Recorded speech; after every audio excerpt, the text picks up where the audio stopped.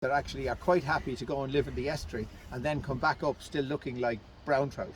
But in fact, they have got the benefit of feeding in the estuaries. So you have sea trout, you have brown trout, you should have eels. Whether the eels are making it up or not, given the problems that are there with fish passage, I don't know. I saw one yesterday. And then, pardon? I saw some. You saw some? That's great. So also eating one in the mall. Excellent, that's great. So the eels are still there, and I don't know whether they originally had lamprey or not, but we're getting particularly interested in lamprey. And certainly there's 3 types of lamprey. There's a big sea lamprey, there's a river lamprey, and a beautiful little brook lamprey. And I've lived on the banks of the River Dodder on and off for all of my years, and I used to go around telling people there was no lamprey in the river. Well, the herons proved me wrong this year, because there was some pictures on that Facebook page of Dodder Photography, which has beautiful shots in it. And there was one of the guys got magnificent shots last May of a couple of herons in Orwell eating these little brook lamprey. But they actually are indicators of silt. And we always think in fisheries terms, we always worry and think about silt being a bad thing, but in fact they need the silt for the young to actually grow. And it's one of the big issues with drainage schemes, is that people don't even realise the baby lamprey are there. So there may very well be there might be some lamprey in it as well. And you have the minor species, you have the minnow, and you have the sticklebacks as well. The interesting thing about the minnow is the fact that minnow isn't Irish at all. Our little pinkeen is not native. It came in the 1800s, and where I was working 2 weeks ago in Sutherland, it was only quite recently introduced to Sutherland in Scotland, and they look on it like we do roach. They hate them, and they're really worried about them. And we were catching trout to put special transmitter tags into them. Several of the trout were spewing out these big minnow because the minnow are going through an expansion phase. So they're doing the usual thing that an invasive species does. But here the minnow would be well settled, and I presume you have minnow in the river here, and you have sticklebacks as well. So they would be the dominant. Oh, and flounder, of course, because you get a lot of flounder coming up into freshwater. Is there gudgeon there? No gudgeon, I wouldn't think. I think somebody told me they're down here. If they can get up, right? Yeah.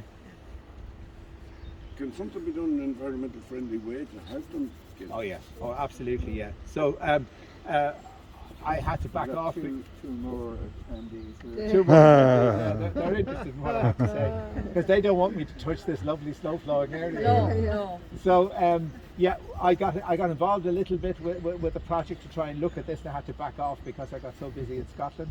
But as a colleague of mine now, advising colleagues in terms of what might be done. So yes, there's several different designs you could put in place.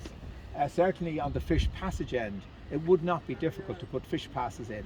But at the same time, if you want to then look at trying to lower the impact of the weirs, that's another phase. But putting the fish passes in would not be difficult.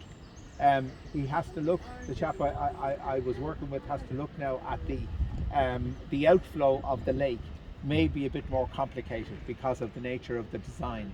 But these two are actually quite straightforward in terms of what might be done in terms of fish passage. But nowadays, you have to put in a fish pass that takes account of all fish. And up to about 20 years ago, as long as salmon and trout got up a river, nobody cared less about anything else. But under the various EU directives now, it must take care of all the migratory fish, including flounders and lamprey. But that could be done, and that would be interesting. But what surprised me was these two were very obvious. Then we went up into the town, where I lived in Newport for 22 years, and I walked across that bridge, and I never looked at it the way I looked at it a few weeks ago. And there's a really serious issue in the town, which I would never have noticed, and we just happened to see it. So you have these two, and there's a third one in the town as well that's causing a blockage. So. But I would agree with Christy. I think if that could be done to let access for the fish, and it mightn't cost too much, as you said, that would be a wonderful idea. It would, yeah. And let a free run for the fish up and down would be so good. And Carl Hughes is really committed to that. He's very interested in doing that. Yeah, I heard that. suppose just as a general point though, it's great to do that. Yeah. I suppose one has to look at the river, the entire river holistically, because Yeah. it's one thing for the fish to access, but you have to make sure that the habitat's there for the young fish. Young trout and salmon need different habitats. Absolutely. I can't think like a young trout or Yeah. young salmon, but they need all different bits to move up and down the river and their lifestyles. Yeah. All that sort of stuff, don't you? So you have So to that's think of the whole what Alan thing. and I thought when we looked at this was, what a shame to put in 2 fish passes here, or 3, and not do the river. Yeah. So anyone that's in Dublin, if you go to the RDS and look over the wall and have a look at what we did on the River Dodder last year, where basically we, because of a big flood relief scheme, we had to recreate the river between two big flood relief walls, and we recreated all of the pattern that I was describing between these two big walls, so that we got both. We got the flood relief, but at the same time we re-established all of the habitat types that you were talking about, Colin. And that, to me, is the attraction of this, is the fact that you could recreate the Carrowbeg between here and the town. Would it be the first river in Ireland source to sea where that would have been done? Absolutely. That would be a great marketing sort of thing, wouldn't it? But the idea that you could put on your marketing brochure that you had a quality 5 habitat river, or water quality and habitat river, running through this tourist town, and yet you had this high quality accommodation, that would be absolutely unique. You know, so I think it's a very, very exciting prospect. It is the future. Yes. All that sort of stuff, isn't it? I think. Yes. In that sense, where you can genuinely sell something. Well, that's what Conrad is doing now. What we're doing in Mount Usher. So, I mean, most people would say, "Oh my God, it is stunning." I mean, Mount Usher is just mind-blowingly stunning. Yet, to my eyes, you have this artificial river stuck in the middle of it. Yeah.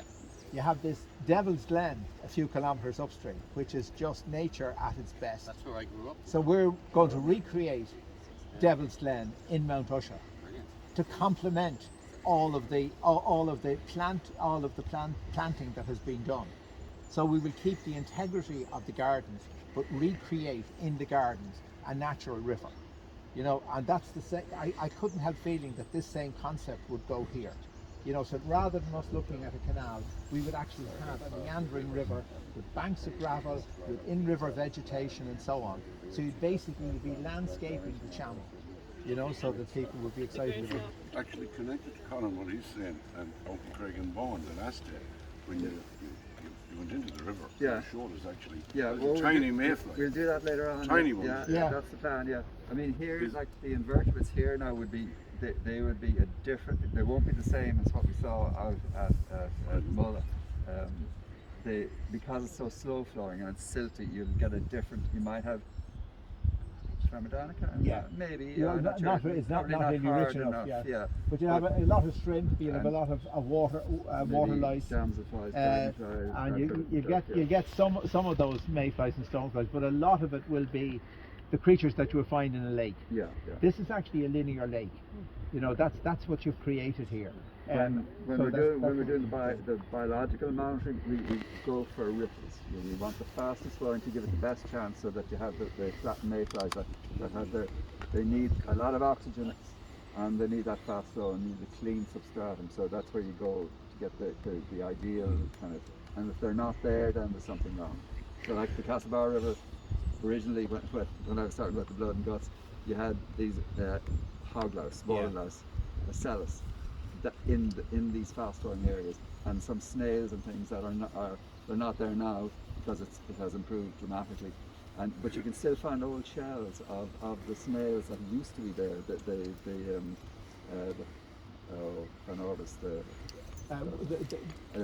It's like environmental archaeology. Yeah. I take people down to the museum, just over at the entrance to the museum. Take a sample there, and you'll find these old shells still there, even though everything else is fine. There's loads of crayfish, and it's in perfect nick. Just speaking of shells, someone did mention that they found a mussel shell in this river a few years ago. Yeah. Do you think they would have been here? You know, I mean, they're in our neighbouring river. Could have been, yeah. Yeah. They're Well, dying out there. But well, there's two different types now. There's the pearl mussel, and then there's the swan mussel. yeah, And you would certainly get swan mussel Yes. up in the lake, so you might get shells washed down. yeah. You just need to be careful I about seem that. to think this Yeah. is a pearl by the size. And there are pearl now that That's are another- long, but I don't know if they would have been here. There's loads of them. Well, you'd see the shell. That's another. Sorry, can I just go back to the gudgeon, because I'm interested in that. Did they think there might be gudgeon here? The fish on the here on the bridge. All right. I'm told okay. that, yeah. Yeah, okay, Yeah, that's yeah. very interesting. Yeah, I'm yeah. particularly interested in gudgeon. Most people won't even know them, but they're a tiny little fella with little whiskers. Mm. There's a big debate about whether they're natural or not, and I think they are probably one of our native species, and they have a very strange and very dappled distribution.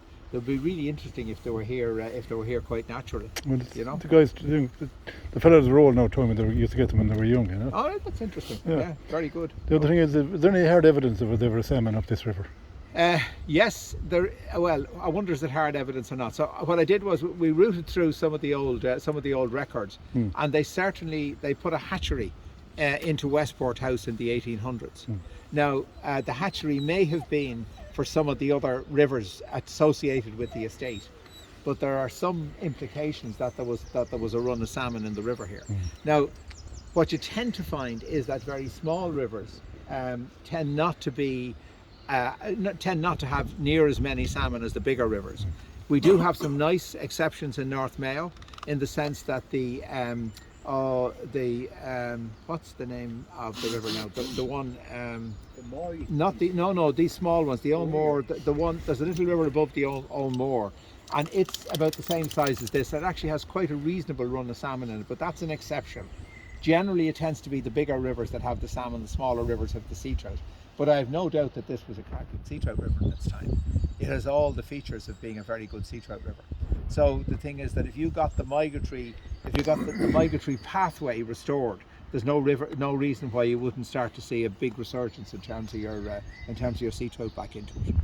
You know, and there's plenty of food in Clew Bay, so it's a great resource for the sea trout. Plenty of food for them to feed on as such. You know.